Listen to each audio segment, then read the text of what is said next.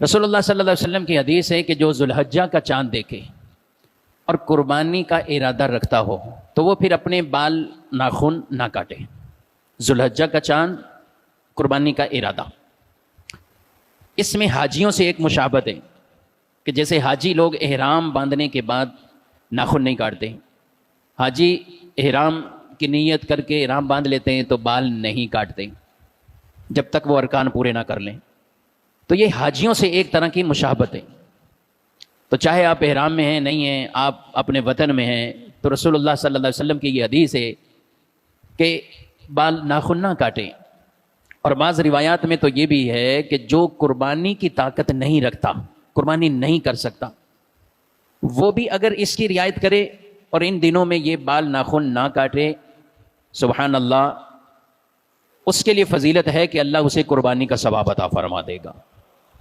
یعنی قربانی کی طاقت ہی نہیں اس کے پاس، غربت میں ہے، قربانی کا ثواب لیجیے، وہ یہ کر لے۔ اچھا، یہ عمل اس اعتبار سے کوئی فرض و واجب والا نہیں ہے، یہ بات بھی یاد رکھنی۔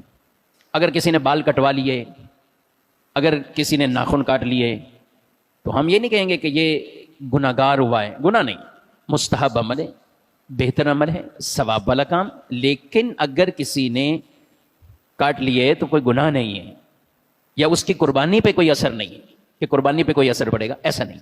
حدیث ہے اور فضیلت کی باب میں ہے، عمل کرنا سعادت کی بات ہے۔ لیکن بعض اوقات اتنی لوگ شدت کر رہے ہوتے ہیں کہ فرض نماز تو چھوڑ رہا ہے آدمی، دیگر فرض چیزیں چھوڑ رہا ہے، اور وہ صرف یہی دیکھ رہا ہے کہ بال نہیں کاٹے۔